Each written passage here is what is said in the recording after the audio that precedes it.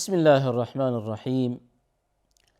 الحمد لله رب العالمين، والعاقبة للمتقين، والصلاة والسلام على أشرف الأنبياء والمرسلين سيدنا محمد وعلى آله وصحبه أجمعين.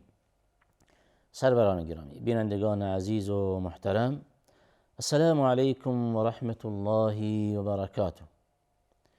مبحثمان در مورد بحث شهادت در قرآن کریم به اتفاق یکدیگر ادامه می دهیم.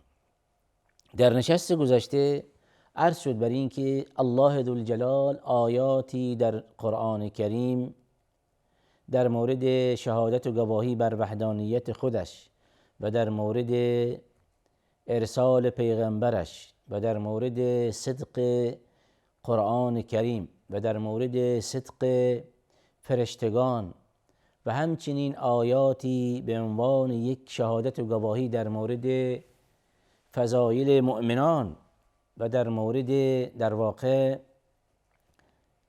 ذم ابلیس و کفار و منافقین آیاتی نازل فرموده به عنوان یک امر که به عنوان گواهی و یا شهادت از جانب الله ذوالجلال.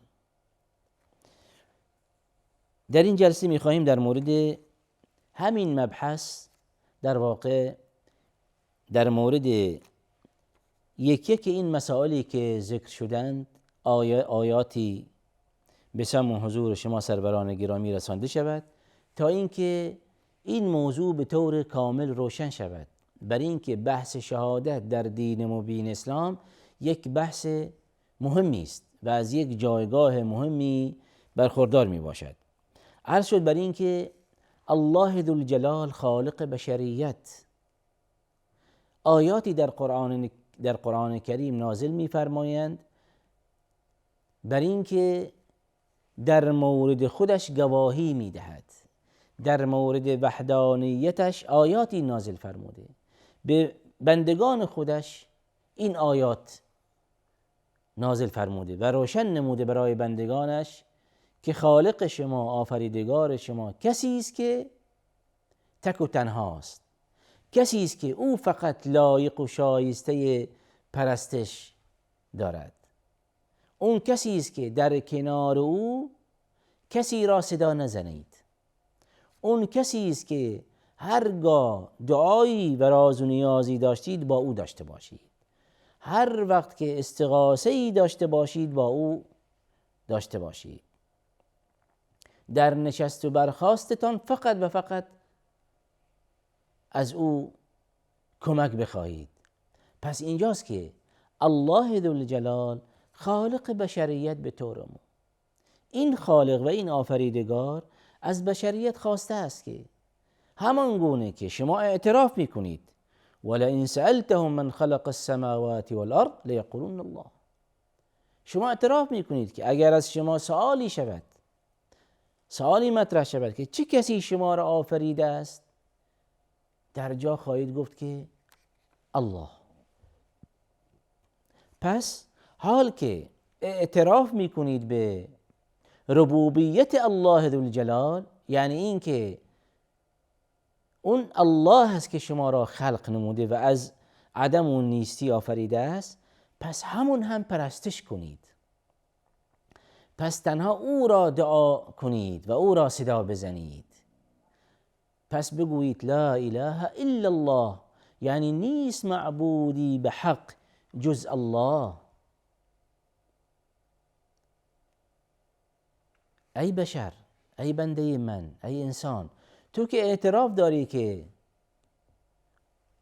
الله ذوالجلال تو را آفریده و به تو رزق میدهد، پس اینجاست که چرا اعترافت به این است که الله رازق است، الله کسی است که مرا آفریده است، اما در جانب الوهیت، در جانب پرستش به یکتا پرستی نمیشه تابید؟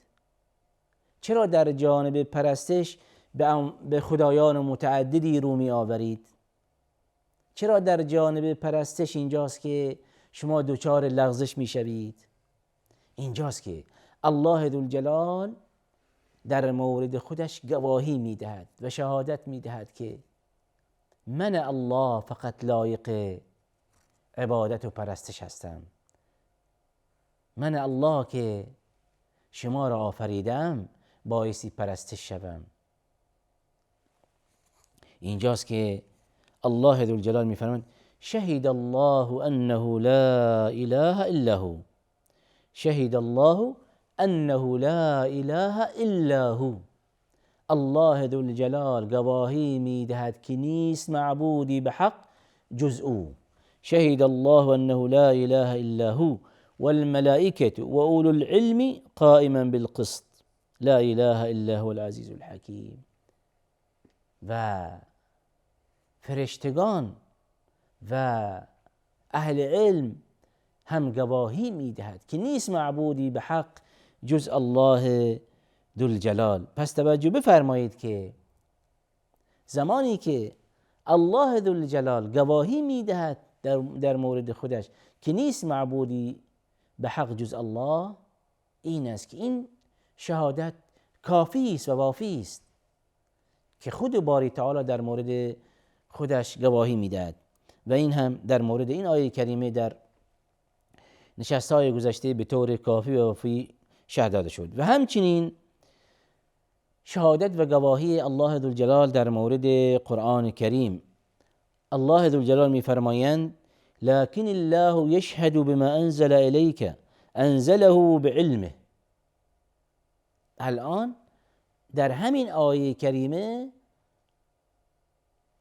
الله ذوالجلال از روی رحمتش به پیغمبرش و به عموم بشریت قرآن کریم بر قلب پاک پیامبر نازل می‌فرمایند. حال دشمنان اسلام این قرآن را انکار میکنند، منکرند، قبول ندارند، نمیپذیرند. اما اینجاست که الله ذوالجلال به پیغمبرش میفرمایند که من الله که قرآن را بر تو نازل نمودم گواهی میدهم که من این قرآن را نازل کردم. انکار بشریت کم و کاستی از این قرآن نخواهد کرد. کل بشریت اگر بر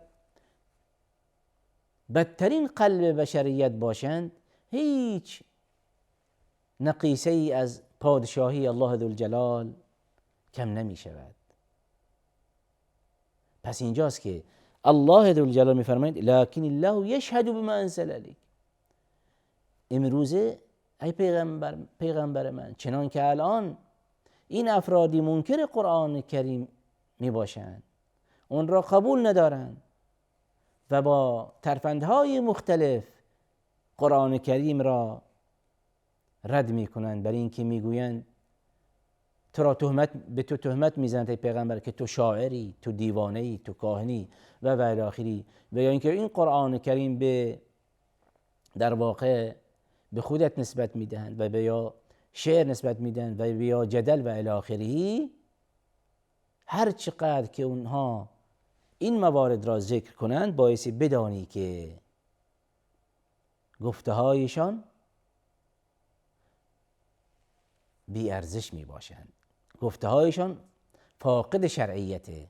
چرا که من الله، اون کسی که این قرآن بر تو نازل نموده، گواهی می دهم که من بر تو این قرآن را نازل کردم. لكن الله یشهد بما انزل الیک انزله بعلمه. بعد می فرماید والملائکة یشهدون وکفى بالله شهیدا. سبحان الله. الله ذوالجلال پیغمبرش می فرمایند که این قرآنی که من نازل نمودم و این شهادت من برای تو ای پیغمبر من کافی است. به همان گونه که فرشتگان هم این گواهی دارند. فرشتگان هم گواهی میدن که این قرآن من الله بر تو نازل نمودم و کفى بالله شهیدا. اصلا نیازی نیست به شهادت و گواهی فرشتگان، چرا که و کفى بالله شهیدا، و کافی است که الله ذوالجلال فقط در این مورد گواهی دهد. کفایت میکند تو را گواهی الله ذوالجلال. و این در واقع از یک طرف یک امیدی به پیغمبر علیه السلام بخشیده می شود و یک نوع تسلی خاطری است برای او و یک نوع در واقع انرژی به او تزریق می شود، برای اینکه ای پیغمبر من مایوس نباش، ناامید نباش. هر چقدر که اینها لجاجت میکنن، دشمنی میکنن، انکار میورزند، اما بدان که این قرآن بر حق به تو نازل شده و این قرآن کسی نازل کرده که خالق بشریت می باشد. پس روزی فرا می رسد که کل بشریت به این قرآن کریم ایمان بیاورند. و ملاحظه شد بر این که همون افرادی که دور تا دور پیامبر علیه السلام در همون محیطی که پیامبر علیه السلام زندگی میکردن همونجا بودن، از قبیله خود پیامبر علیه السلام، از اهل و فامیل و خویشاوندان پیامبر هم علیه السلام بودن. قریش به طور عموم و یا در واقع مناطق و کشورهای همجوار، اگر خوب دقت کنیم در ابتدای بعثت پیامبر علیه السلام به طور کامل پیامبر را علیه السلام انکار نمودند و زمانی که این قرآن پیامبر علیه السلام تبلیغش میکرد، بر اونها تلاوت میکرد و الی آخره، اینجاست که در ابتدا و در بادیه امر تهمت‌های ناروایی میبستند، قرآن را نمیپذیرفتند. اما به لطف الله ذوالجلال با توجه به حقانیت قرآن کریم، الحق ابلج والباطل لجلج، یعنی اینکه حق روشن است و تأثیرگذار می باشد و زمانی که یک انسان حق بپذیرد، حق بشنود، قرآن کریم بشنود، محال است که نپذیرد مگر اینکه از روی لجاجت و عناد و دشمنی. و در مورد مشرکین قریش همین اتفاق افتاد. در ابتدای امر منکر قرآن کریم بودند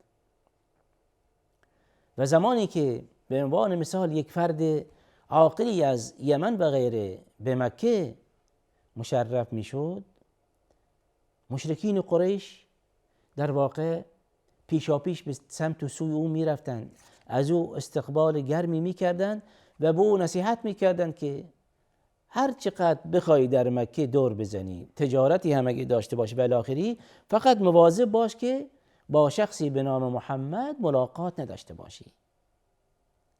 چرا مشرکین قریش از افرادی که وارد مکه می شدند این درخواست می کردند؟ چرا که مشرکین قریش می دانستند هر فردی که با پیامبر علیه السلام ملاقات کند، اخلاق او، اخلاق زیبای او، اون اخلاقی که الله ذوالجلال در قرآن کریم از او تمجید می کند، و انک لعلی خلق عظیم، و انک لعلی خلق عظیم، اخلاق آراسته پیامبر علیه السلام توسط خالق بشریت تمجید شده. اینجاست که مشرکین قریش افراد را در واقع به استقبال افراد می رفتند و درخواستی داشتند از اونها که با شخصی به نام محمد ملاقات نکنید که دچار فتنه می شوید، دچار لغزش می شوید. بله می دانند که دچار فتنه می شود و دچار لغزش می شود، اما چه لغزشی؟ لغزشی که از اون شرکیات فاصله بگیرد و ترک و رها کند و به سمت سوی توحید گرایش پیدا کند. شخص عاقلی و دانایی و شاعری از یمن وارد مکه می شود، مشرکین قریش به سمت سوی او می رود که و او را پرهیز می کنند و سخت در مورد محمد علیه السلام سخن می گویند که مبادا با این شخص ملاقاتی کنی و یا چیزی از او بشنوی.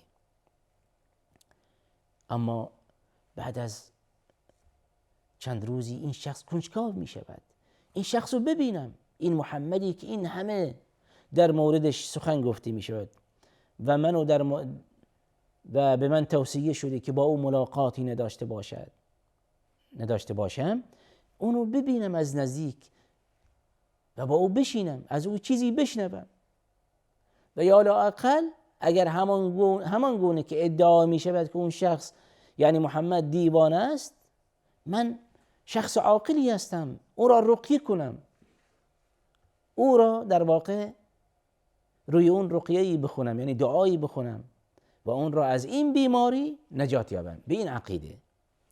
اما این شخص زمانی که وارد می شود و با پیامبر علیه السلام ملاقات می کند و در ابتدا می گوید که قوم تو در مورد تو چنین می گویند، من آمدم که تو را رقیه کنم.